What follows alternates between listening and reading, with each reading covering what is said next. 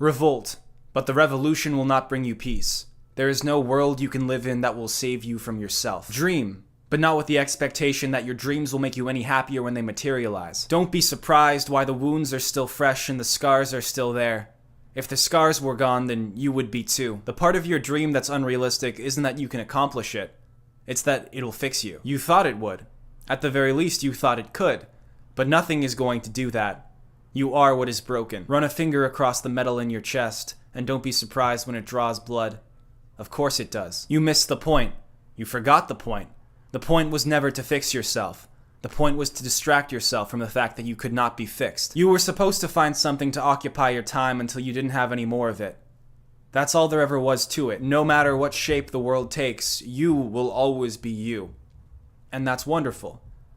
And that's terrible. And that's never going away. Wait, that doesn't sound right.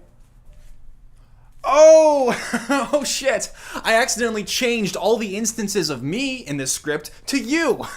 I keep doing it! Stop trying to fix yourself, just be like me, nihilistic and unhappy. I've got the best advice, you can take it from me. I say a bunch of shit and just hope someone agrees. Stop trying to fix yourself, stop trying to fix yourself, stop trying to fix yourself. I'm a comedy channel. See ya. Oh yeah! A better world definitely exists if you keep reading your fucking queer theory. And then God will emerge from the heavens and say he loves all his children. Global warming will reverse, and all the oppressive institutions will just go away. And why shouldn't things get too violent, huh? Post-left, don't you love the feeling of smashing in a Nazi's face, and then throwing a Molotov at a group of police officers and screaming fried bacon? Kidnapping a governor's family just to hear them scream?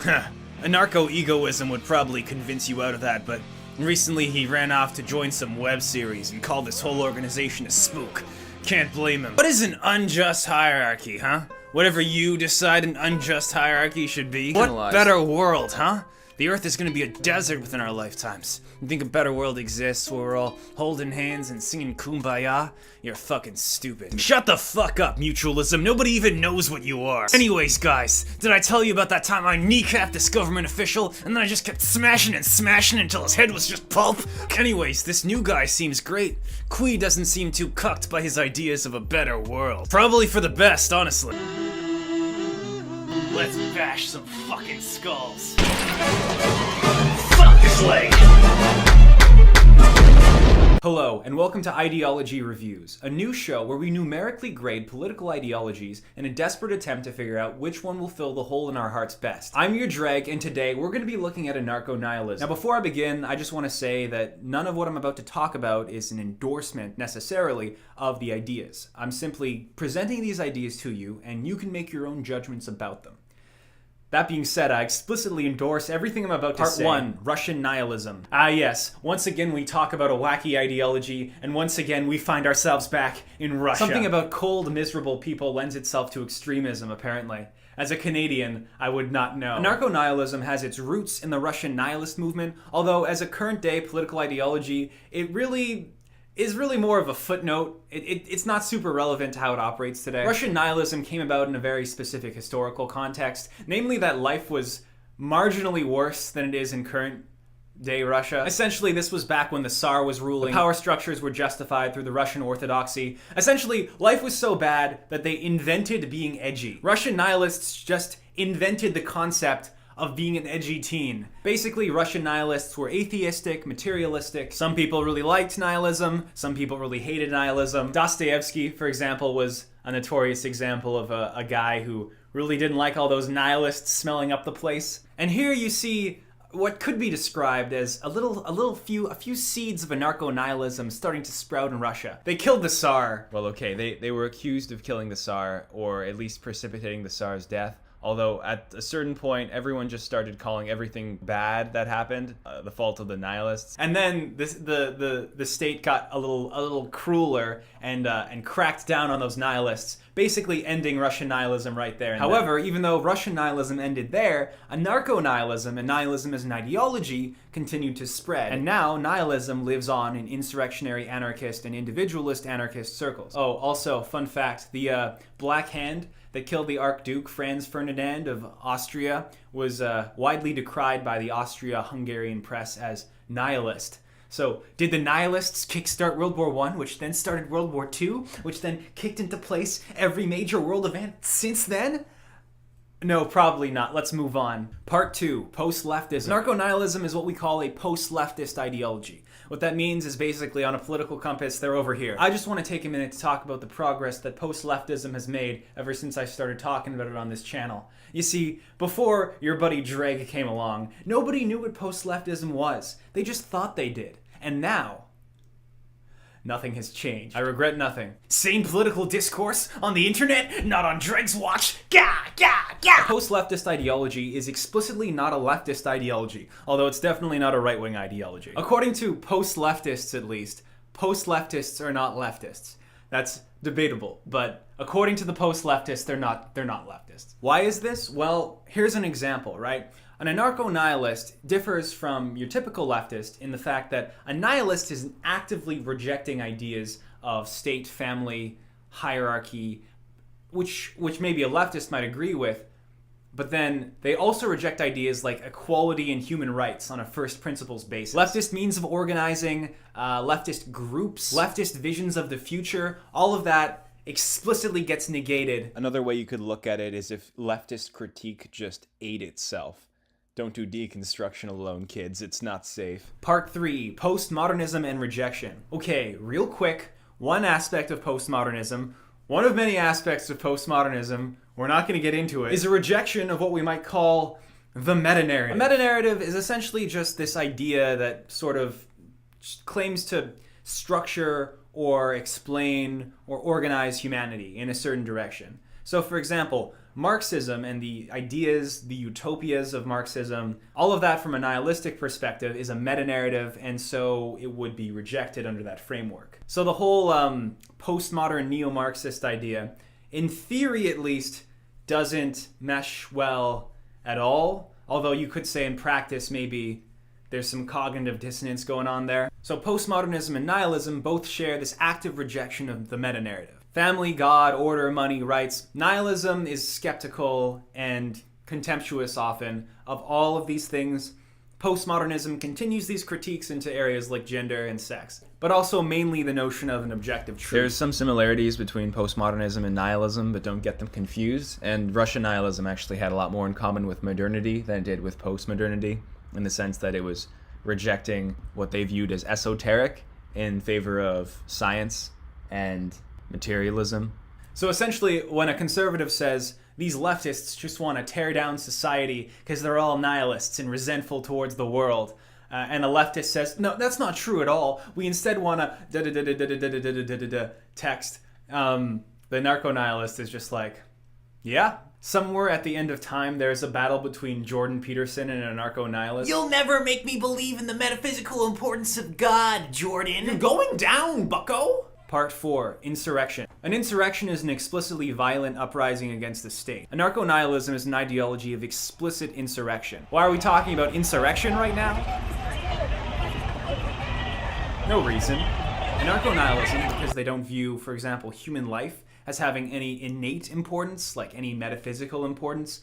They are basically more inclined to violence, because if there's no God watching you, kneecap a government official with your gun and drive off, then, I mean, it's not like you're gonna get cosmically punished for that action. But what's important to note is that just because anarcho-nihilism is an insurrectionary ideology, not all insurrectionary ideologies are anarcho-nihilism. There's a lot of reasons that one might cause an insurrection, and a lot of those reasons have nothing to do with anarchism whatsoever. Marxist-Leninists and fascists alike both hate the liberal democratic state, but that doesn't mean that they're anarchists. There's a lot of reasons an ideology might call for a violent uprising against the state. Very few of those reasons end up being to just leave the state dismantled. Insurrectionary anarchism and anarcho-nihilism aren't separate ideologies. Insurrectionary anarchism is a form of anarchist praxis that uses violence against the state. Anarcho-nihilism is the ideology that underpins and justifies using insurrection as an anarchist. Violent insurrection is justified through anarcho-nihilism because anarcho-nihilism doesn't value something like human rights or even human life, inherently.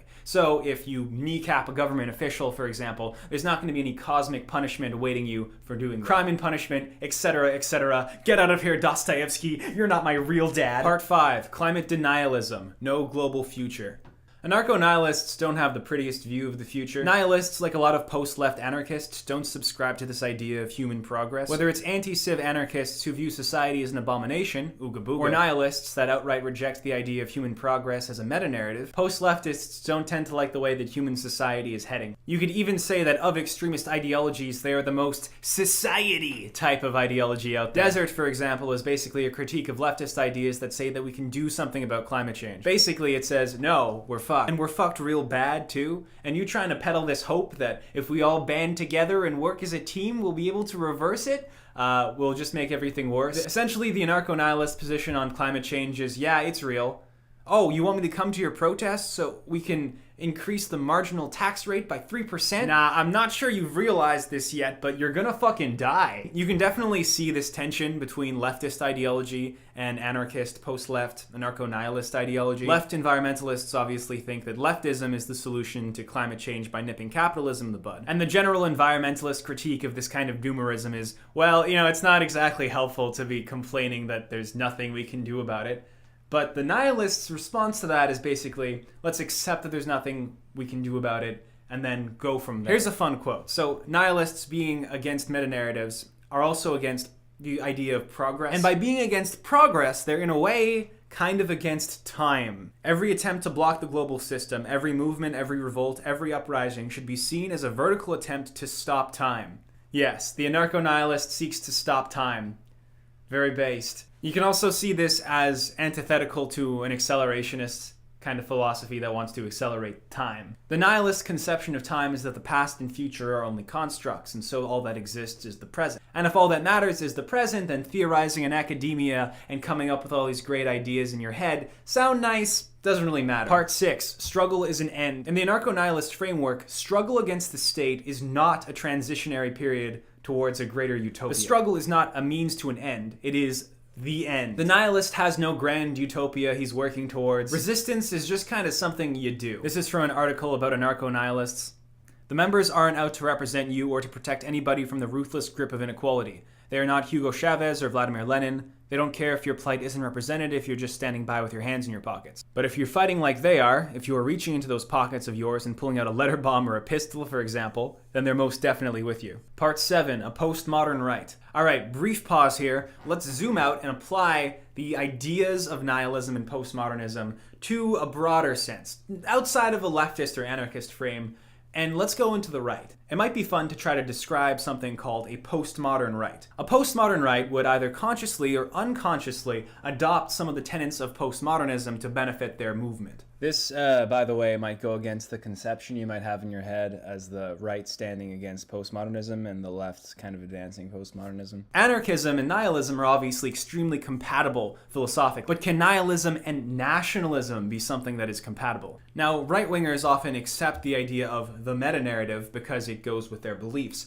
But what happens if the meta-narrative stops going with their belief and instead starts pointing in the other direction? What if this myth of human progress starts to apply more to other groups of people rather than their own ideology, and they don't like that? Essentially what I'm saying here is, what if the right wing rejects the meta-narrative? Whereas a traditional right-winger might be a right-winger because they believe that the facts are on their side and they can definitely defend their arguments with facts and logic, a new postmodern right-winger may not really be interested in what the mainstream consensus of facts are. A postmodern right is a right wing that rejects the general consensus of absolute truth and does so with gusto because they know that it's beneficial for their ideology, for them as a group. Because if you reject the broader consensus of capital T truth, you can instead focus on the group truth, which is its own subjective reality, but still truth. Essentially, a new postmodern right might act out the tenets of postmodern nihilism for explicitly anti-nihilist and anti-anarchist purposes. A bitter rejection of an overly leftist or overly neoliberal status quo. A new postmodern right explicitly doesn't care about the facts peddled by the mainstream, choosing local narratives over the meta-narratives as postmodernists are wont to do. When capital T truth does not fit with or is actively harmful towards the ideological framework, the ideological framework spits it out. like a poison. So basically, the right wing can deterritorialize postmodernism and nihilism from the left, taking the ideas and removing them from their cultural origins. It's a really great time to be alive right now. Part 8, Praxis. But all of this is just wacky nonsense, right? Anarcho-Nihilism is just some edgy ideology cooked up by a 14-year-old in Russia, and now it's just some idea in people's heads, and it has no actual bearing on reality. Oh, what's that? Oh, it's actually the ideological underpinning of several left-wing terrorist groups. I find this extremely upsetting and absolutely not based. Instead of peacefully handing out leaflets, they mask up and employ the full force of direct action, proven by their many attacks like the bombing of private banks in Rome, the torching of surveillance towers in Russia, and the destruction of rail lines in the UK. They've also tried to send letter bombs to MEPs, which were either intercepted or didn't explode, something the FAI says was an intentional scare tactic. The FAI is one of these insurrectionary, anarchist, nihilist groups. They send mail bombs to people, they shoot government officials in the knee.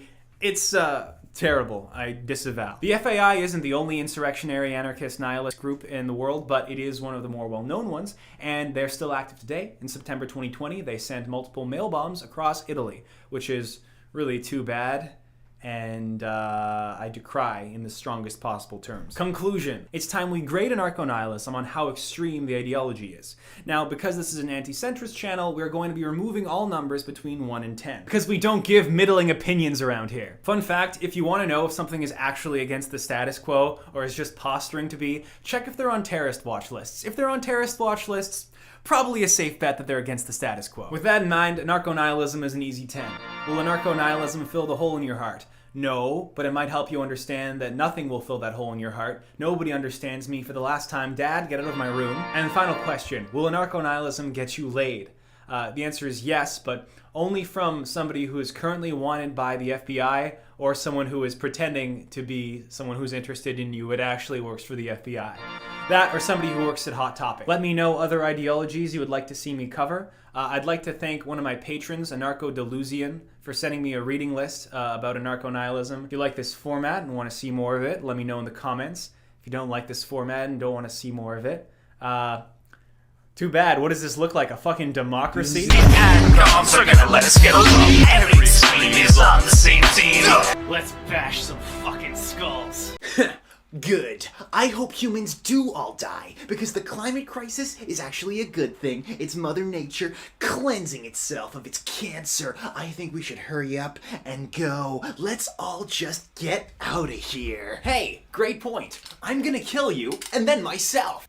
Oh no! Oh, I want to live! Please don't kill me! Oh, I only believe this because I never got pussy.